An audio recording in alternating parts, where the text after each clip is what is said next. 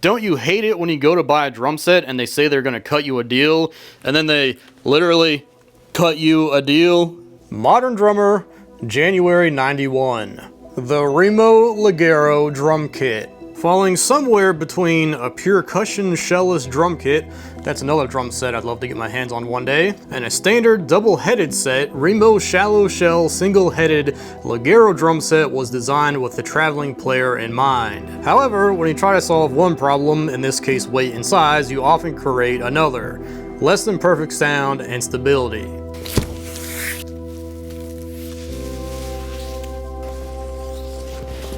Alright, I don't think there's anything in here. Nope, but I guess this is where your snare drum would go.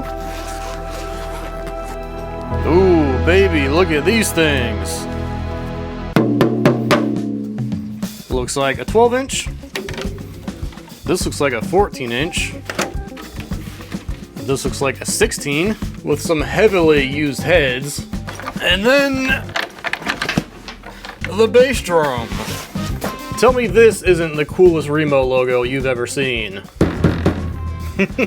And heard. So I guess you would consider this a pancake kit because the shells are so short. Let me just confirm these sizes. Oh, this is actually a 10, not a 12. And then the depth is about 4 3/4 of an inch. This is a 13, not a 14. This one is a 16, at least I got that right. And this one's an inch deeper, coming in at 5 3/4 of an inch. The bass drum is 22 inches and is 6 1/4 inches deep. And we are missing the spurs on the bass drum, so we'll have to figure out something for that. I'm also just now realizing that this Remo logo is printed backwards on the batter so that it makes sense to the audience. But the real interesting part about this kit is its ability to stack into itself. So we got the 22, we'll slap the 16 inside of that, then the 13 inside of that, and the 10 inside of there. I was about to say that it was weird that it comes with a 10 and a 13, but then I realized that they really had no option because they gotta fit inside of each other. And now another interesting thing about this kit is the shells. These are the Acousticon shells, which the best way I can describe them is compressed cardboard. Here's a messed up snare that I have, but it's the same shell. It's not exactly cardboard, but they would take wood fibers and compress them with resin. So imagine fiberglass, but with wood fibers instead of glass fibers. I've always wanted to check out an Acousticon kit. I actually have 2 snares, but they're so beat up and messed up that I can't really play them. So this kit will be the first time I really play a set of Acousticons. Now this is totally unrelated, but Yamaha makes the Acoustalon marimbas, which those are synthetic bars. They're like a fiberglass resin material, which if you've ever played an Acoustalon, you know that those bars resonate like crazy. But did you know that Yamaha made snare drums with that same material? So I'd love to get my hands on one of those too. Oh dude, I could have won a percussion kit. What are the chances the winner of this kit is watching this video right now? Dang, I need a rehearsal cap. What do you think? With a kit like this, you probably won't be bashing away on Megadeth covers for hours anyways. Could you imagine if YouTube was around in the 90s and the type of drum videos and drum covers we would see? Watch out, Casey Cooper, we're playing glowing drumsticks because it's the 90s. Everyone would play mounted floor toms, big stupid deep power toms, platinum cymbals, crazy racks, have sick raps. I actually kind of like those. What is going on here? Just a little bit creepy. Heavy metal drumming is a lot of heart and soul and feel more than anything else. Drumming concepts with Rick Steele. Get hooked. Nothing screams the 90s more than the KZ hi-hat combo. If only we could go back in time. Then it goes on to talk about the hardware, which apparently isn't the best. Thankfully, mine didn't come with any hardware, but it looks like it came with single brace stands and the snare was mounted off of a cymbal stand.